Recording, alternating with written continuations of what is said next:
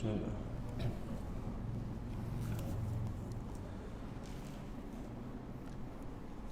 Assalamualaikum warahmatullahi wabarakatuh. Ila hadratin Nabi Mustafa Rasulullah sallallahu alaihi wasallam wa ala alihi wa ashabihi wa tabi'in wa tabi'in tabi'in lahum bi ihsanin ila yaumiddin. Wa ila arwahil anbiya'i wal mursalin wal ulama'i was salihin wa ila arwahi walidina wa walidikum wa amwatina wa amwatikum wa amwatan muslimina kafatan 'ammah. Khususan al-Imam Al-Hafiz Abu Isa Muhammad At-Tirmizi, Ustaz Misalih Syai'ulillahi lahu wal-Fatiha. A'udhu billahi minasyaitanir rajim. Bismillahirrahmanirrahim. Alhamdulillahi rabbil alamin, arrahmanir rahim, maliki yaumiddin, iyyaka na'budu wa iyyaka nasta'in, ihdinas siratal mustaqim, siratal ladzina an'amta 'alaihim ghairil maghdubi 'alaihim waladdallin.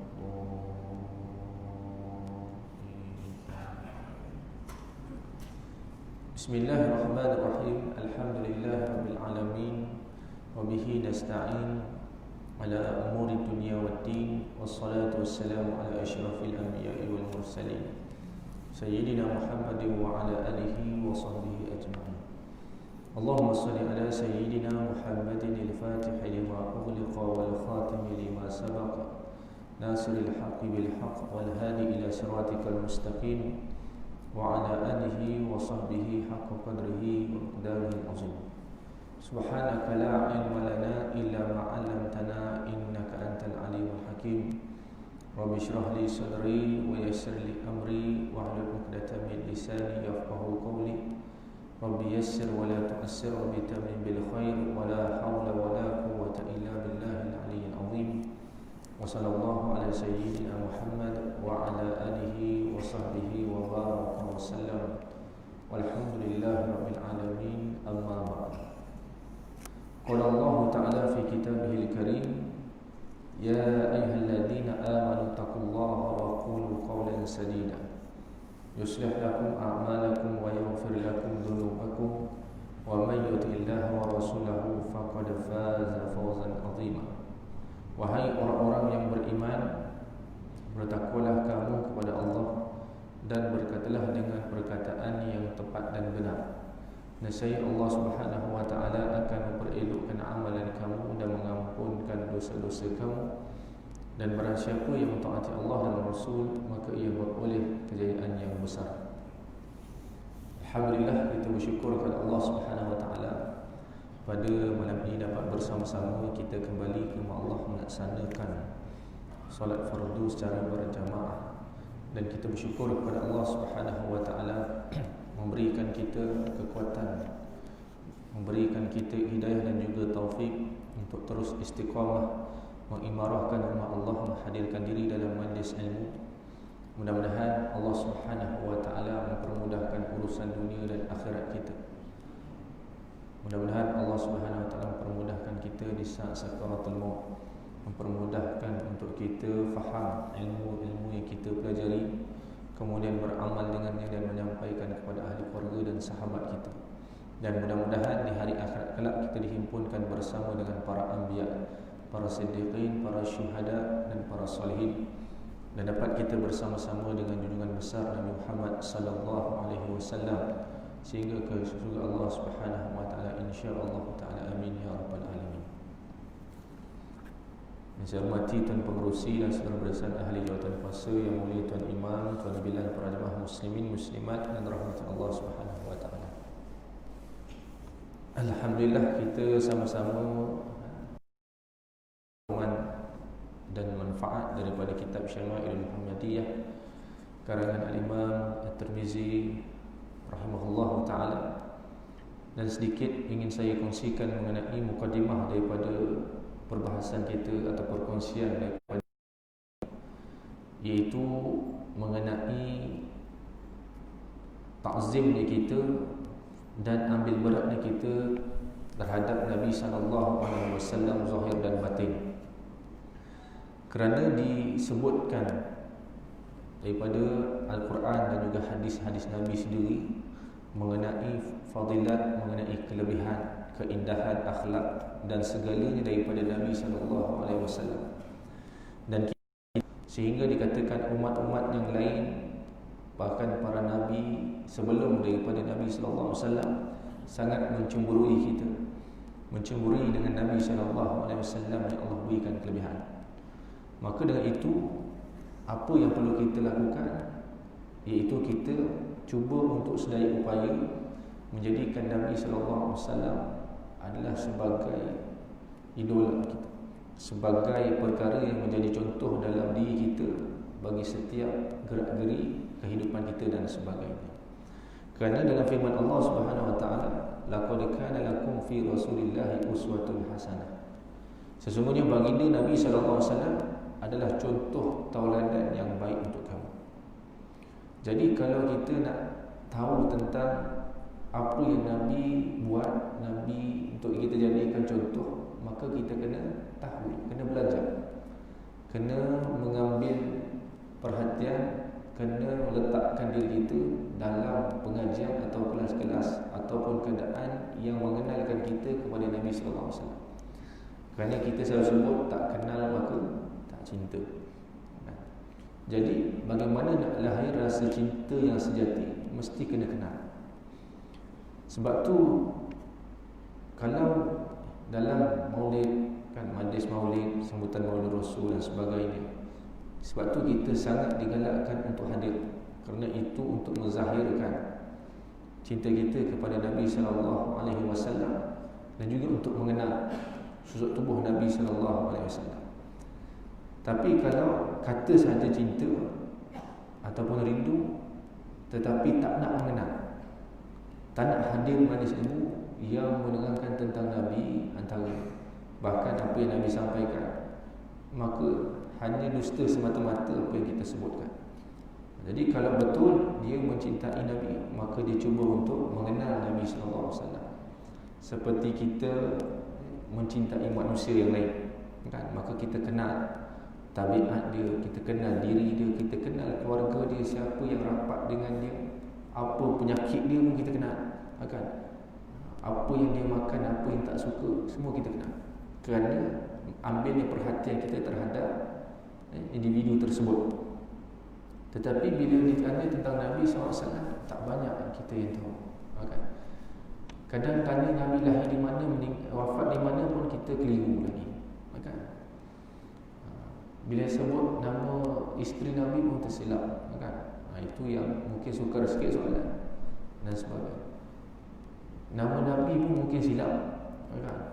Jadi adakah betul kita mencintai Nabi SAW, kan? Itu belum lagi mengenai amalan dan apa yang Nabi sampaikan. Jadi dalam sabda Nabi sallallahu, menurut riwayat Sayyidatina Aisyah radhiyallahu anha mengenai akhlak Nabi, kana khuluquhu al-Quran. Dalam ayat Al-Quran pun menerangkan tentang keagungan sifat Nabi, akhlak Nabi. Wa innaka la'ala khuluqin azim. Sesungguhnya kamu ni benar-benar memiliki budi pekerti yang luhur, yang agung. Bukan sekadar baik, tapi Allah letak azim, agung, yang paling mulia. Jadi sebab tu kita sangat-sangat patut untuk melihat dan mengambil contoh daripada Nabi sallallahu alaihi wasallam dalam setiap perkara. Dan antara jalan ni dengan kita mempelajari kitab yang masyhur ini, iaitu Syama'il Muhammadiyah. Kerana nak mencontohi, kan? Di sana adanya perkara-perkara yang disampaikan kepada kita. Dan juga untuk mendapatkan kelebihan bila kita mengenal Nabi sallallahu alaihi wasallam, kita sehingga lahirnya rasa seronok dengan mengenal Nabi, cinta dan sebagainya, maka di sana mendapat kelebihan. Mungkin di sana Allah berikan kelebihan, dia bertemu dengan Nabi SAW dalam mimpi, antara mungkin. Dan apa yang kita inginkan iaitu mendapat syafaat Nabi di hari akhirat. Kerana apa? Kerana kesungguhan dia ingin mengenali Nabi SAW. Kadang ada mereka yang sudah dapat kelebihan tersebut, di atas muka bumi lagi. Ada mereka yang mungkin tak dapat rasa, tapi dia diberikan kelebihan. InsyaAllah bila kesungguhan dia mengenal Nabi, maka mendapat kelebihan di hari akhirat, berselawat antara dan sebagainya. Jadi sebab tu yang kita sebut dahulu, 3 perkara yang mesti kita buat dan kita ajar anak kita, iaitu hubbu Nabi, iaitu cinta kepada Nabi. Ini mesti kita serapkan dalam diri kita dan anak-anak ahli keluarga. Jadi macam mana nak cinta? Kena dedahkan mereka dengan cerita-cerita sirah Nabi SAW, supaya mereka seronok dengar, sehingga mereka rasa kagum. Orang Madinah dulu, antara juga faktor mereka ni cepat masuk Islam kerana mendengar kisah akhlak Nabi SAW daripada bapanya, daripada atuknya, kan?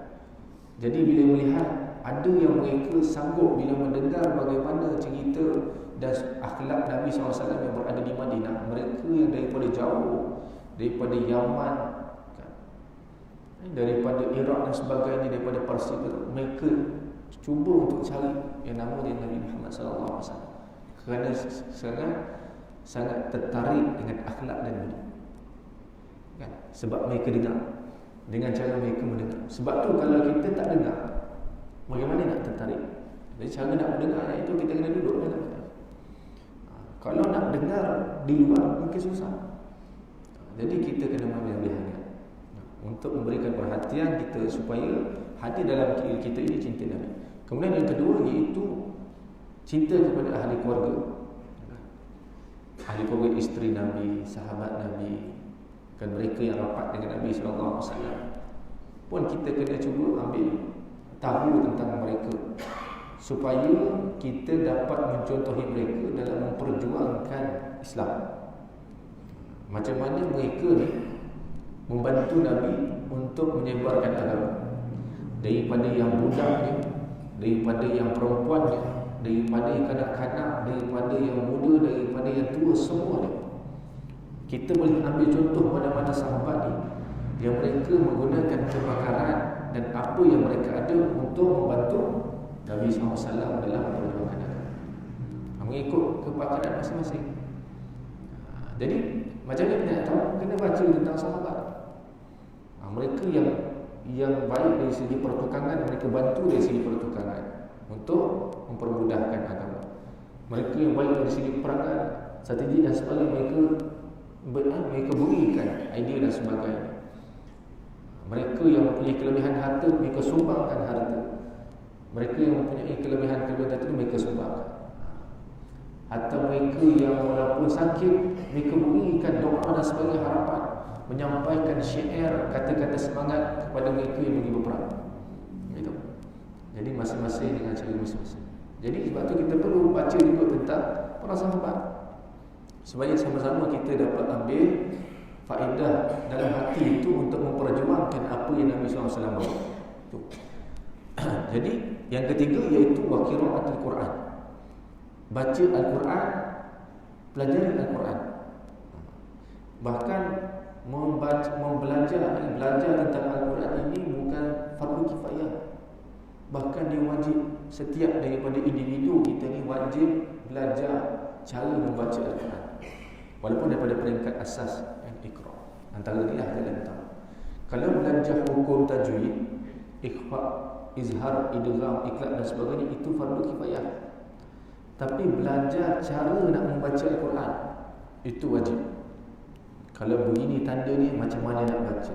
Kalau begini panjang ni, macam mana nak baca? Kalau bagi sekian-sekian macam ni, kalau begini berhenti, macam mana cara baca? Itu wajib. Bukan kita seronok-seronok sendiri, kan? Tak tahu jumpa dengan Tuan Imam dan sebagainya, tunjuk cara macam cara yang betul baca dan sebagainya. Jadi mereka yang dalam hati dari Al-Quran Nabi sebut, dia akan duduk di hari akhirat kelak nanti di bawah naungan Allah, bersama dengan golongan-golongan yang dimuliakan oleh Allah dan golongan-golongan yang terpilih. Situ para Nabi dan Rasul duduk bersama-sama mereka. Dia dalam hati ada Al-Quran. Jadi semuanya ini daripada Nabi SAW. Jadi antara cara dia disebut oleh para ahli ulama, ini semua mukadimah dalam perbincangan kitab kita, iaitu dengan kita berkawan dengan orang-orang mereka yang membawa agama, yang membawa Nabi SAW. InsyaAllah kita akan bersama-sama. Kalau berkawan dengan mereka yang dalam hatinya tidak ada Rasul, tidak ada Nabi, tidak ada Islam, maka takut nanti kita pun tak terikut. Jadi sebab tu disebutkan al-mar'u ala dini khalil, kan? Dia seseorang itu dia tengok pada jalan kehidupan kawan dia. Kalau kawan dia elok baik, insya-Allah kita baik. Tapi kalau bersama dengan kita ni mereka yang jauh, mereka yang lalai, takut kita pun lalai. Sebab tu Nabi sebut berhati-hati bila berkawan. Tengok kawan kamu macam mana. Melainkan kita ni kuat, boleh dakwah mereka ikut kepada kamu. Itu baik. Kita berkawan dengan kelompok ni sebab nak dakwah mereka. Itu alhamdulillah, itu lagi hebat. Jadi ini perkara berkaitan. Kenapa? Kerana ini antara perkara yang diingatkan oleh Nabi sallallahu alaihi wasallam kepada diri kita, supaya mudah-mudahan kita dapat bersama Nabi dan mungkin bercita-cita untuk bertemu Rasulullah dalam mimpi. Kan? Bila tanya siapa nak berjumpa Nabi dalam mimpi, kan? Angkat tangan. Angkat tangan. Semua macam angkat tangan. Nak jumpa Nabi dalam mimpi. Semua nak. Nabi SAW sebut, man ra'ani fil manam, siapa yang melihatku di dalam mimpi, faqad ra'ani, maka sebenar dia telah melihat aku. Walaupun dalam mimpi, tapi sebenarnya memang begitulah. Memang sebenarnya dia melihat Rasulullah SAW. Fa inna syaitan la yatamassalu bi, sesungguhnya syaitan dia tidak boleh menyerupai aku. Tak boleh. Jadi antara jalan dia kena ikut sunnah, banyakkan selawat. Walaupun ada sebagian ulama kata amalan nak berjumpa dengan Nabi dalam tidur ni paling kurang dia kena 14,000 kali selawat. Kan? Mampu kita 14,000 kali kan selawat satu hari. Tapi banyakkan selawat dan sunnah, insya-Allah Allah akan berikan. Sebab tu ada doa kan yang diajar oleh para ahli ulama, Rabbi syarifni bi ru'yati sayyidina Muhammad sallallahu alaihi wasallam wa alihi wasallam, Allahumma arini wajha nabiyyika sallallahu alaihi wa alihi wasallam. Amin ya rabbal alamin. Tuhanku, berikanlah peluang untukku bermimpi bertemu baginda Nabi sallallahu alaihi wasallam. Ya Allah, wahai Tuhanku, perlihatkanlah kepadaku wajah Nabi sallallahu alaihi wasallam. Kan? Ada doa, amalan dan sebagainya. Seperti mana para ahli ulama mereka bila beramal sunnah mengharapkan Nabi SAW, maka mereka diberikan kelebihan. Sesungguhnya kita ini sangat dirindui Nabi SAW. Sebab tu satu ketika bila Nabi SAW melihat paket bersama dengan para sahabat, kemudian Nabi menyatakan Nabi merindui saudaranya, ikhwan. Kan? Nabi merindui saudara, ikhwan.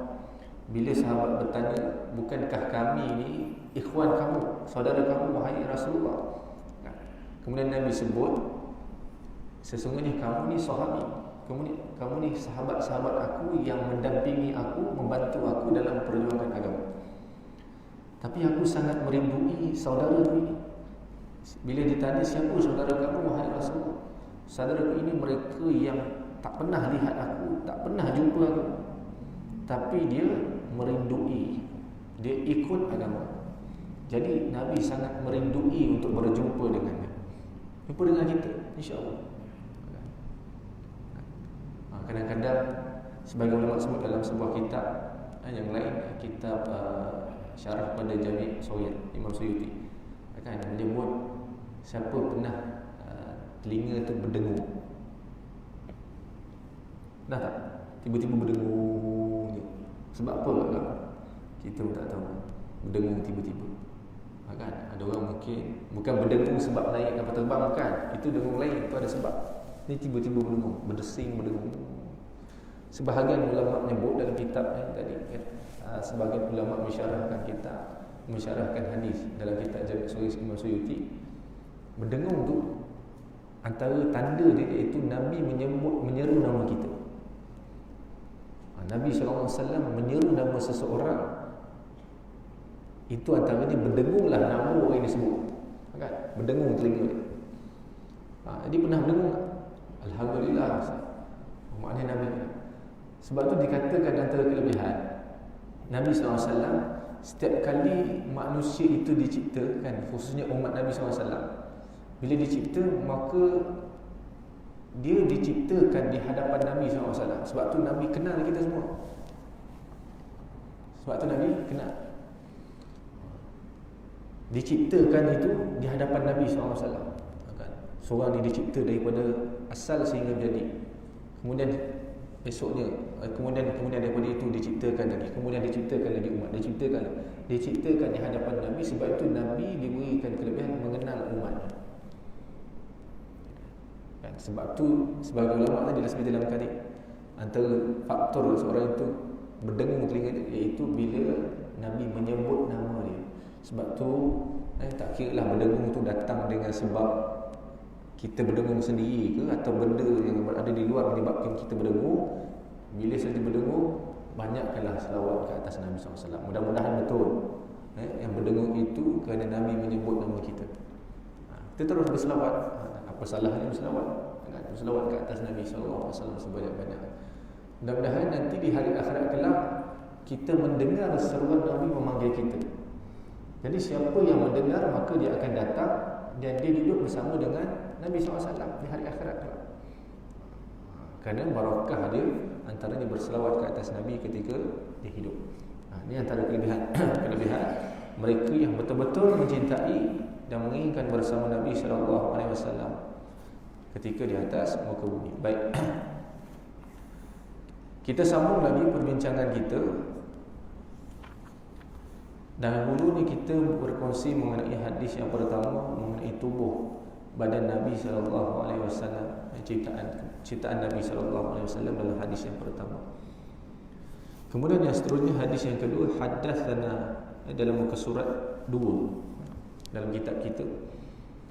Haddatsana Humaid bin Mas'adah al-Basri, haddatsana Abdul Wahhab al-Thaqafi an Humaid an Anas bin Malik radhiyallahu anhu qala kana Rasulullah sallallahu alaihi wasallam raba'ah laisa bil-tawil wala bil-qasir hasan al-jismi wa kana sya'ruhu laisa bija'lin wala sabatin asmar al-lawn idza masya yatakaffa'u. Haddatsana, itu menceritakan kepada kami Humaid bin Mas'adah al-Basri. Haddatsana Abdul Wahhab As-Saqafi, menceritakan kepada kami As-Saqafi daripada Humaid, daripada Sayyidina Anas bin Malik radhiyallahu anhu berkata, baginda Nabi SAW, ni bentuk tubuh Nabi, iaitu bertubuh sedang, tidak terlalu tinggi dan tidak terlalu rendah. Baginda SAW bertubuh baik, elok nampaknya. Rambut baginda SAW tidak terlalu kerinting dan tidak terlalu lurus, maknanya dalam keadaan ikal. Kulit baginda Nabi SAW putih kemerah-merahan. Apabila baginda Nabi SAW berjalan, sedikit condong ke hadapan, menunjukkan bahawa baginda ni berjalan dengan cepat. Condong ke depan, macam cepat jalan kan, bukan santai. Kalau dahulu ketika kita lihat sebahagian ulama-ulama zaman yang mereka ini sangat mencintai Nabi SAW dan mencontohi apa sahaja perbuatan Nabi, sehingga berjalan pun mereka mencontohi. Satu masa kita program daripada masjid ke masjid. Masjid mereka hampir Arab, tanah Arab ni masjid dengan masjid ni hampir-hampir kan? Jadi berjalan pun tak ada masalah. Jadi kita sama-sama dengan para habaib sana ataupun ulama sana, daripada masjid ke masjid tu berjalan, padahal dia lebih tua, tapi kita yang semput mengejar. Selesai berlari ikut lajunya mereka berjalan pergi daripada masjid ke masjid. Memang waktu bulan Ramadan laju. Contoh. Jadi kita jadi janganlah, kalau yang tak boleh laju jangan dipaksa laju kan lain pula jadi. Tapi itu antaranya. antara cara jalan Nabi SAW laju. Maknanya tidak membuang masa dalam berjalan. Baik. Ni kalau bawa orang yang jalan laju pergi shopping mall, tak boleh jadi ni, kena tinggal lah. Kan? Asyik kena tinggal lagi tu.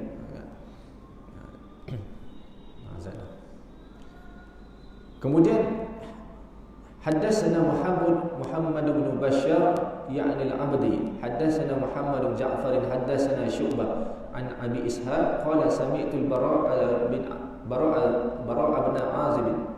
بن عازب يقول كان رسول الله صلى الله عليه وسلم رجلا مربوعا بعيد ما بين المنكبين عظيم الجمة إلى شهمة أذنيه عليه خلة حمراء ما رأيت شيئا قط أحسن منه.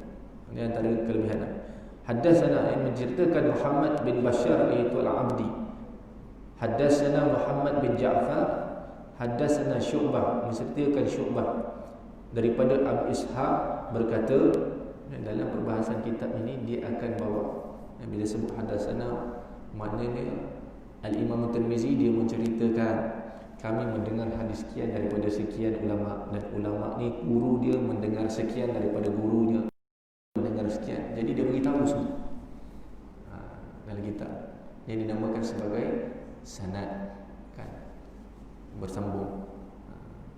Macam kami mendengar daripada guru, kan, banyaklah daripada beberapa orang guru yang kita ambil, maknanya sanad tentang Syama'il Muhammadiyah ketika belajar dahulu. Jadi menceritakan, dan ini antara kelebihan umat, ya.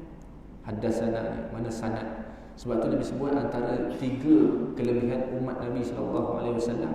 Yang pertama isnad, ni sanad, kan, berantai dari segi wasilah ke dari segi antara dari segi ilmu bersanad. Sebab tu penting dan barakah perkara ni, kan, mengambil supaya ia dapat menjaga ketulinan ilmu tu, kan, betulnya antaranya dengan mengambil dengan cara yang bersanad, berhadapan dengan guru. Guru ini mengambil daripada guru yang lain, dan guru sampai pada penulis atau sampai kepada Nabi SAW.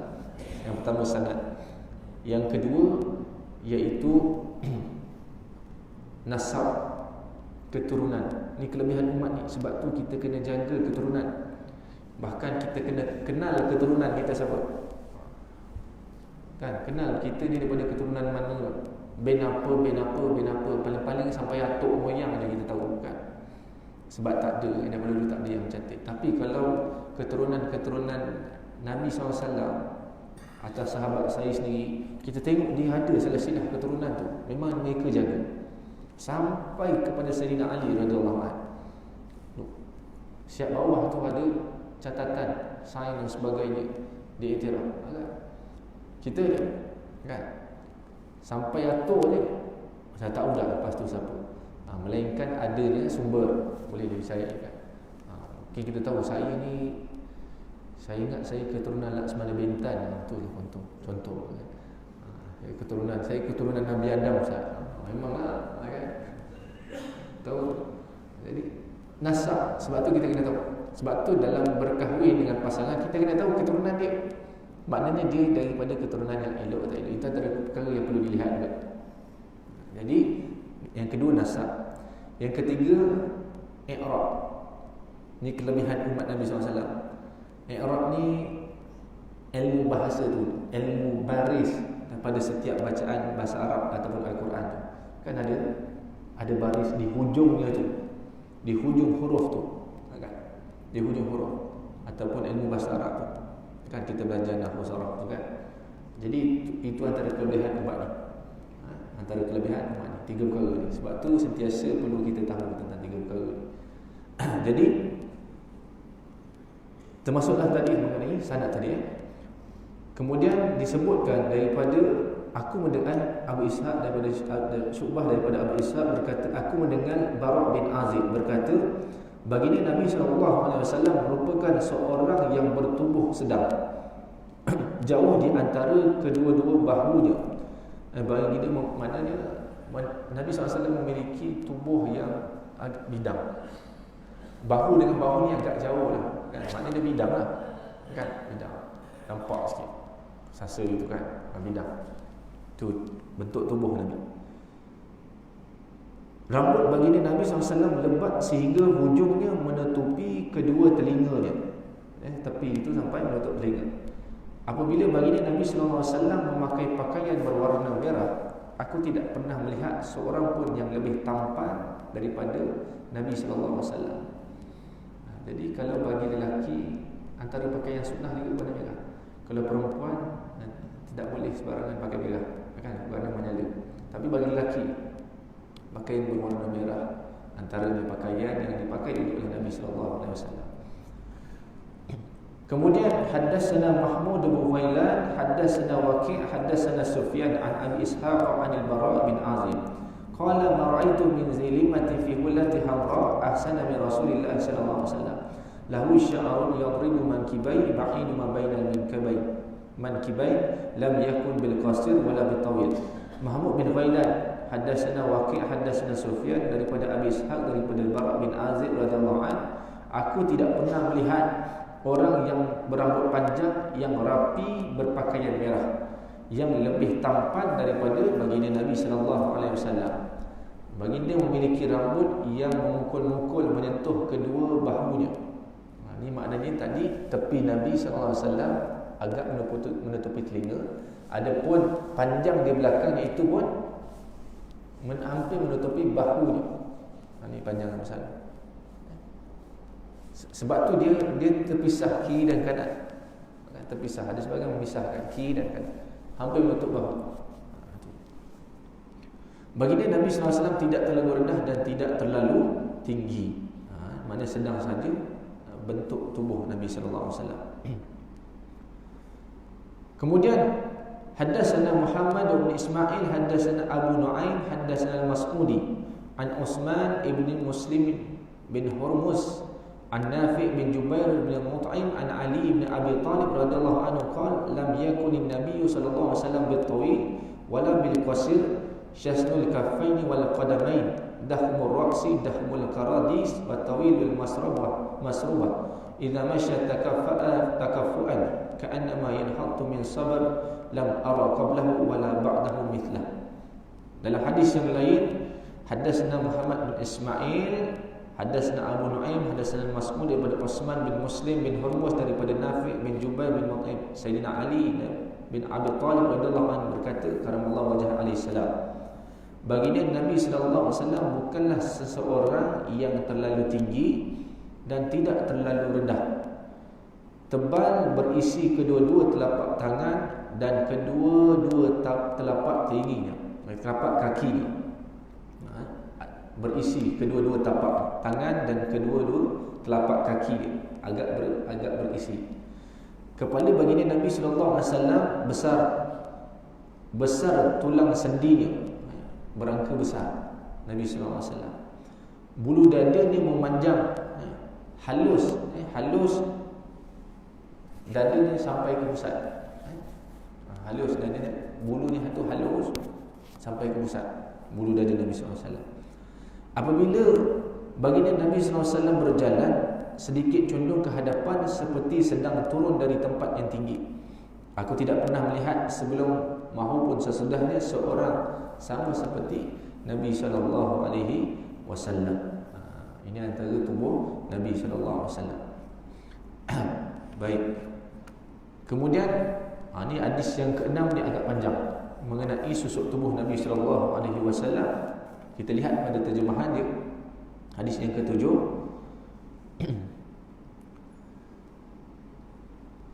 Daripada Ahmad bin Abdah Ad-Dabi Al-Basri dan daripada Ali bin Hujur, begitu juga dengan Abu Ja'far Muhammad bin Al-Husain, iaitu Ibnu Abi Halimah, dan semuanya membawa makna yang sama. Mereka semua berkata, haddatsana Isa bin Yunus daripada Umar bin Abdullah maula kepada Wufrah berkata, haddatsani Ibrahim bin Muhammad anak keturunan Sayyidina Ali bin Abi Talib berkata, daripada Sayyidina Ali radhiyallahu anhu karamallahu wajhah alaihi salam. Jadi bila sebut Sayyidina Ali, antaranya para alim ulama mengajar, kita sebut radhiyallahu anhu kerana dia sahabat, kan? Karamallahu wajhah ini memang kerana gelaran yang diberikan. Sebab apa disebut karamullah wajah? Sebab sejak daripada lahir Sayyidina Ali tidak pernah menghadapkan mukanya ke arah berhala. Tak pernah. Kan dulu zaman sejak Sayyidina Ali ni daripada kecil memang mengikuti Nabi SAW. Dan dia antara kanak-kanak yang paling awal masuk Islam, kanak-kanak yang pertama masuk ke dalam Islam. Jadi memang sejak daripada lahir, sejak daripada kecil tak pernah dia menghadapkan menyembah berhala muka. Sebab tu Allah memuliakan wajah Sayyidina Ali. Kemudian alaihi salam, disebut alaihi salam sebab apa? Kerana dia termasuk ahli bait. 5 orang yang disebut oleh Nabi yang rapat dengan Nabi, yang duduk di bawah satu selimut. Satu selimut ketika Nabi saja bergurau di dalam satu selimut. Nabi SAW, Sayyidina Ali, Sayyidatina Fatimah, Sayyidina Hasan dan Sayyidina Husain. Jadi salah satu Sayyidina Ali. Sebab tu dia ada 3 gelaran. Kita sebut radhiyallahu an, karamallahu wajha, alaihi salam. Itu gelaran bagi Sayyidina Ali. Azan.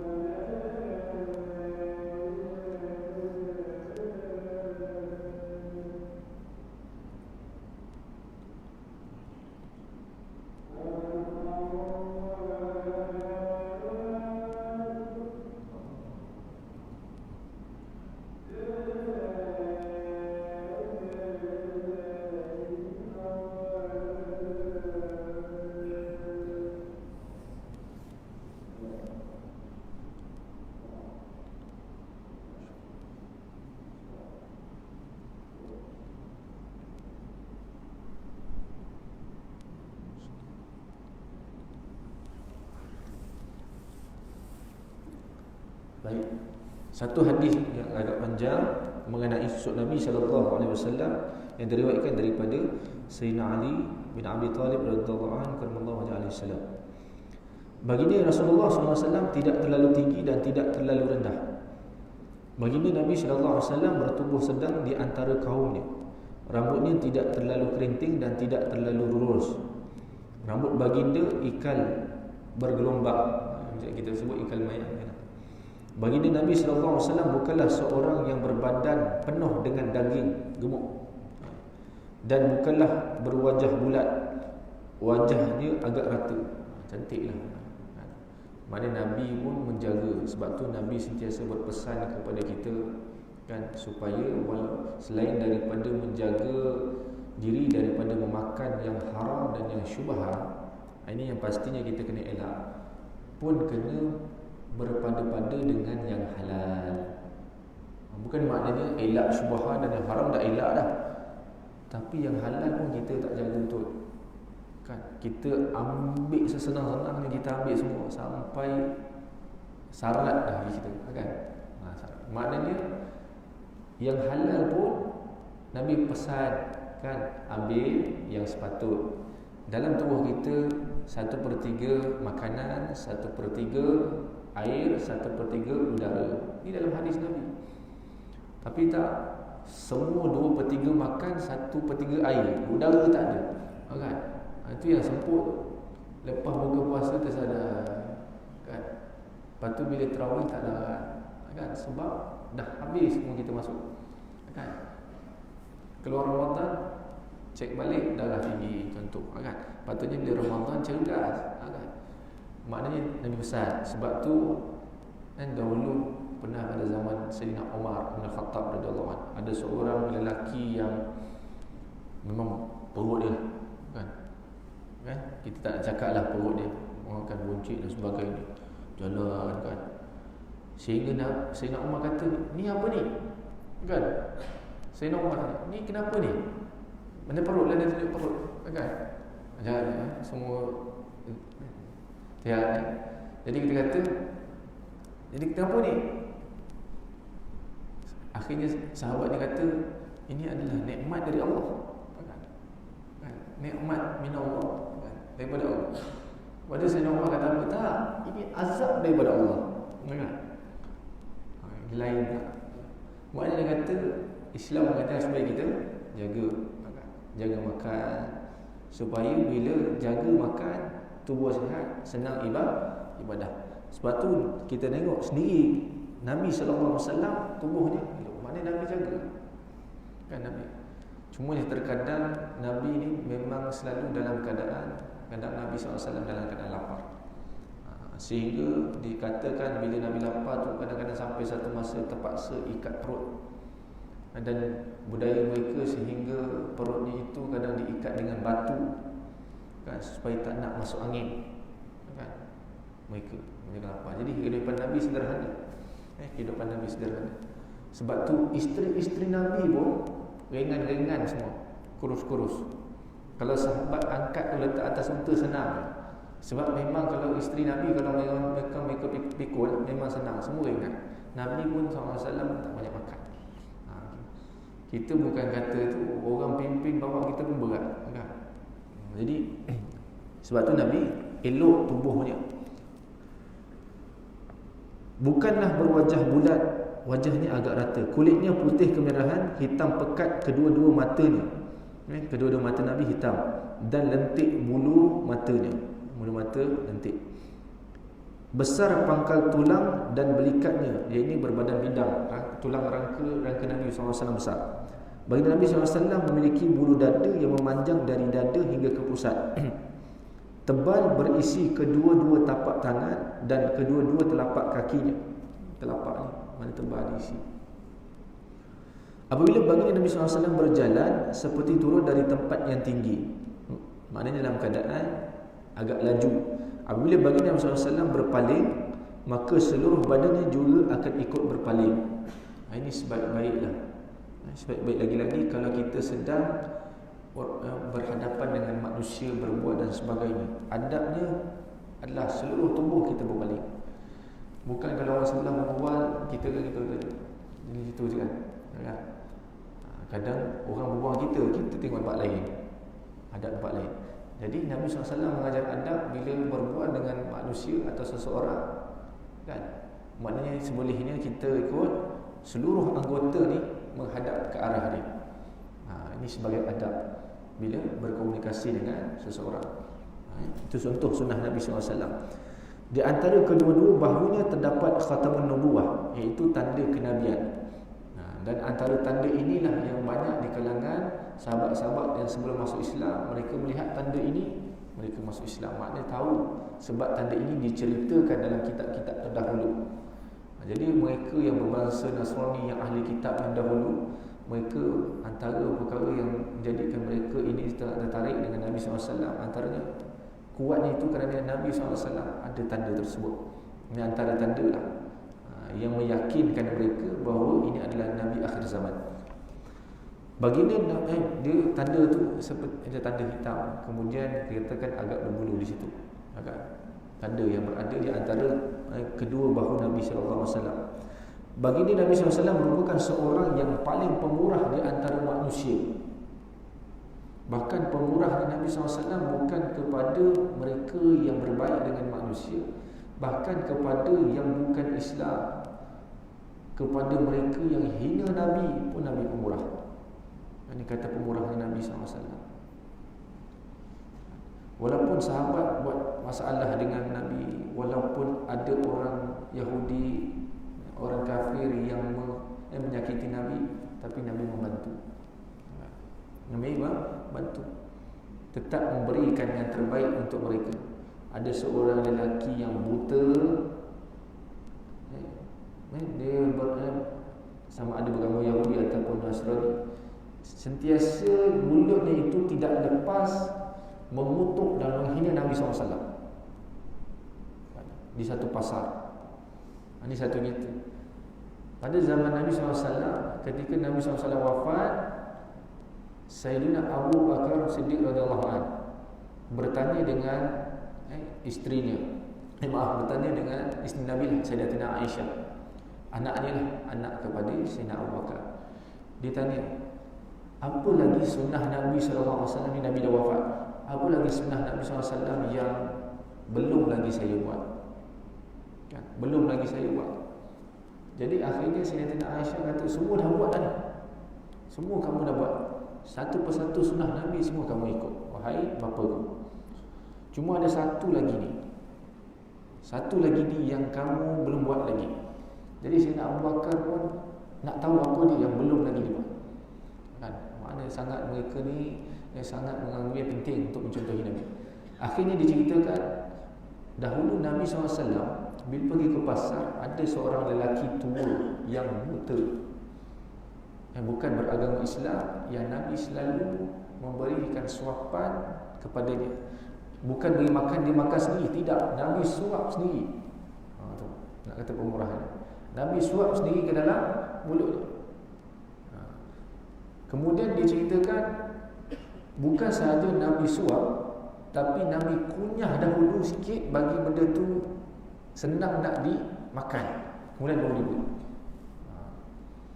Jadi Sayyidina Abu Bakar pun pergi. Bila dia melihat lelaki tadi masih ada, tetapi yang menyebabkan Sayyidina Abu Bakar rasa sakit hati dan sedih, bercampur ni perasaan. Sebab lelaki ni rupanya daripada dulu memang dia selalu menghina Nabi SAW. Walaupun dia tak perasan, yang memberikan makan kepada dia tu Nabi SAW sendiri. Dia menghina. Siapa saja lalu di depan dia, kamu jangan ikut Muhammad, dia penipu, dia pendusta, ahli sihir dan sebagainya. Dia tapi Nabi beri juga makan. Dia tak tahu. Akhirnya Sayyidina Abu Bakar pun kata, tak apalah, kerana ini yang Nabi buat selalu, jadi dia pun nak buat. Dia pun nak beri makan. Bila nak beri makan, dia berilah, ambil makanan, dia suap. Bila lelaki tadi suap saja, dah disuap, dah dimakan, dia kata, tak, kamu ni siapa? Kata, kenapa? Sebab yang sebelum ni, yang bagi saya makan, saya senang nak makan. Dia kata, kan? Nak kunyah tu senang. Tapi kali ni saya nak kunyah, saya kena usaha lebih sikit. Kan? Benda makanan itu, makan makanan awak kena kasar-kasar. Kan? Nak kena makan banyak, nak kena kunyah banyak sikit. Jadi kamu ni mesti bukan orang yang biasa bagi aku makan. Jadi siapa kamu? Jadi ketika itu bila Sayyidina Abu Bakar dengar, nangis Sayyidina Abu Bakar. Kan? Kerana orang yang dia hina, yang dia kutuk setiap hari, itu adalah Nabi SAW yang sentiasa berbaik dengan dia. Kan? Memberikan yang terbaik kepada lelaki tadi.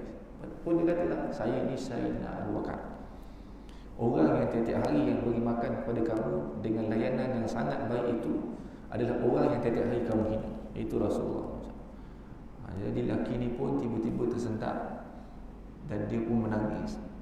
Dan akhirnya dia terus beriman dengan Allah dan Rasul, terus masuk Islam. Ini pemurah Nabi SAW. Percakapan yang merupakan percakapan yang paling jujur di antara manusia.